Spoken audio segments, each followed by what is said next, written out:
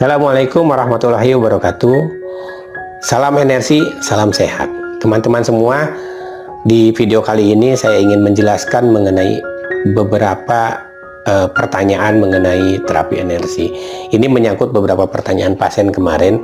Ada pasien saya yang bertanya, "Kang, apakah hanya cuma ditempel di gini-gini bisa mengobati?" Ya, energi memang kelihatan sangat simpel, sangat tidak terlihat. Pengalirannya juga tidak terlihat, bahkan ada yang tidak terasa. Tapi kadang-kadang ada yang terasa panas, ada yang terasa aliran, tapi banyaknya tidak terasa. Kita hanya tempel, analisa, kemudian tempel. Apa sih yang ditempel itu? Nah, ini yang akan saya jawab. Bahwa seorang terapis adalah orang yang terlatih dalam memadatkan, memprogram, mengatur, dan mengelola energi. Terlatih kepada siapa? Terlatih kepada dirinya dan terlatih memvisualisasikan kepada pasiennya.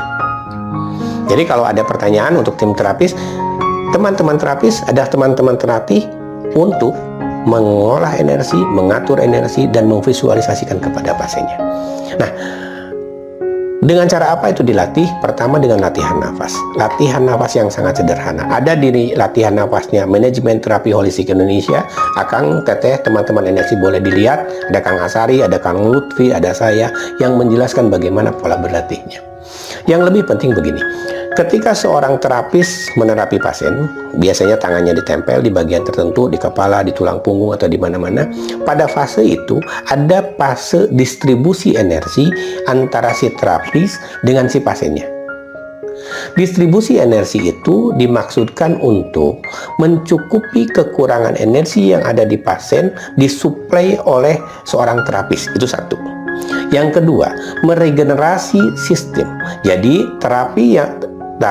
energi yang lebih padat meregenerasi sistem yang tidak padat. Seorang pasien adalah penderita penyakit. Artinya, di dalam tubuhnya ada ketidaksesuaian metabolik dan ada ketidaksesuaian frekuensi tubuh. Sehingga pasti di dalam ikatan sel, ikatan otot, atau di dalam sistem tubuhnya ada yang miss, ada yang hilang. Seorang terapis mampu menstimulasi itu dengan pengaliran energi. Nah, pertanyaannya adalah begini, kenapa seorang terapis mampu begitu? Karena seorang terapis yang berlatih terus-menerus dengan latihan nafasnya akan menghasilkan dua energi. Pertama, ketika dia mengalirkan energi yang teraliran dari tubuh terapis itu akan mengaktifasi hawa panas yang keluar dari tubuhnya berupa kalori cadangan.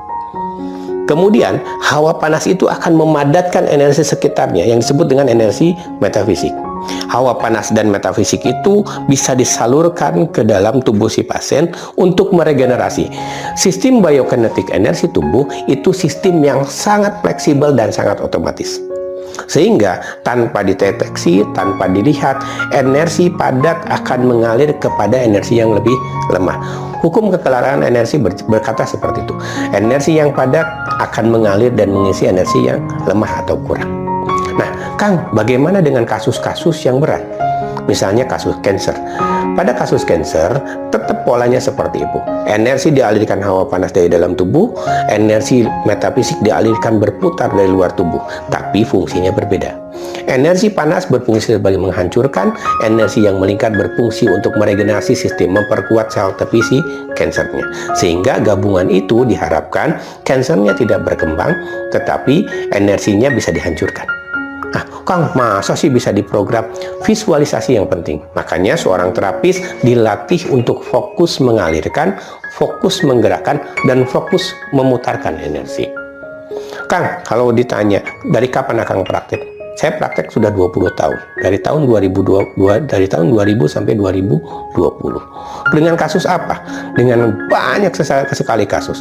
Dari mulai kasus yang sederhana sampai kasus yang kompleks HIV atau kasus-kasus lupus. Kang, apakah ada yang berhasil atau tidak berhasil? Ada yang berhasil dan ada yang tidak berhasil. Kenapa berhasil? Pertama, karena intensitas, tentunya izin Allah. Izin Allah memberikan izin kepada saya untuk bisa membantu dan tersembuhkan. Nah, tapi yang kedua, ikhtiarnya adalah intensitas terapinya lebih sering. Semakin sering terapi, maka regenerasi sel akan semakin terbangun. Seperti Akang dan Teteh minum obat. Jika semakin sering minum obat, teratur minum obat dalam tempo waktu tertentu, maka akan terbangun sistem tubuh, sistem imun, ataupun antibiotik untuk penahan infeksi. Terapi juga seperti itu. Semakin sering terapi, maka program dan visualisasi energi yang ngobatin ke si pasien akan semakin baik. Lebih padat, lebih terukur, kemudian lebih bisa meregenerasi. Nah, kemudian, Kang, apa yang kira-kira menurut Akang menjadi bagian dari tolak ukur kesembuhannya? Kalau di manajemen terapi holistik Indonesia, tolak ukurnya laboratorium. Jadi misalnya gini, ada seorang penderita kista setelah diterapi 4 kali atau 6 kali, dia harus cek USG. Ada seorang penderita kanker setelah diterapi 4 kali atau 6 kali, harus cek mamografi atau cek USG. Ada penderita stroke kolesterol, harus dites lab. Itu indikator dari manajemen terapi holistik Indonesia. Nah, siapa saja yang bisa menjadi seorang terapis? Semua orang bisa. Maka di sini banyak terapis-terapis yang dihasilkan dari dia sebagai pasien. Ada yang namanya Pak Inka. Beliau dulu sakit batu empedu, sekarang pasiennya udah banyak.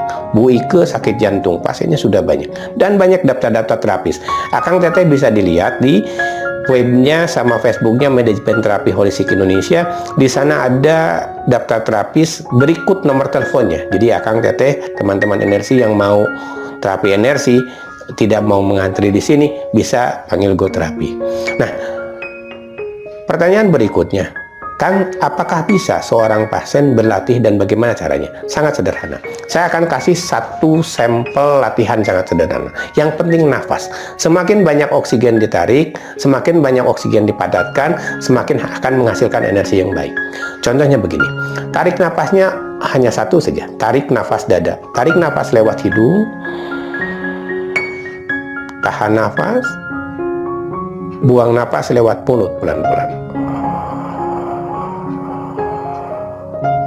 Tarik nafas lewat hidung, tahan nafas, buang nafas lewat mulut pelan-pelan. Nanti semakin sering menarik nafas, ada reaksi antara oksigen dengan jaringan sel yang ada di dada sehingga memanas.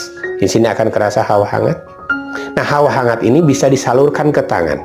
Jadi setelah beberapa kali, 10 atau 20 kali tarikan, teman-teman energi simpen tangannya di depan, kemudian tegangkan sedikit, visualisasikan, bayangkan energi mengalir ke telapak tangan.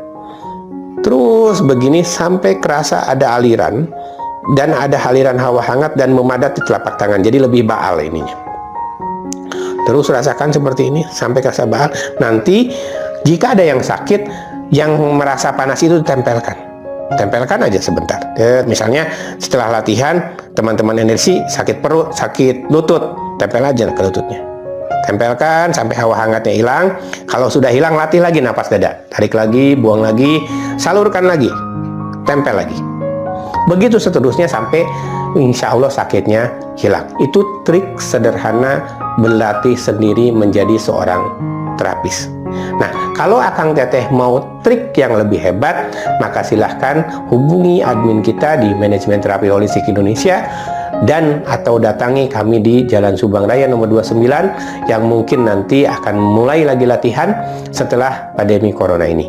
Begitu teman-teman energi, semoga bermanfaat. Terapis adalah orang yang siap membantu kapanpun dengan energinya. Maka hayu kita sama-sama berjuang membantu teman-teman untuk terapis-terapis, dan kepada pasien jangan ragu menggunakan kami karena semua sudah terukur, semua sudah diedukasi, semua sudah dibekali dengan ilmu terapis yang memadai. Terima kasih.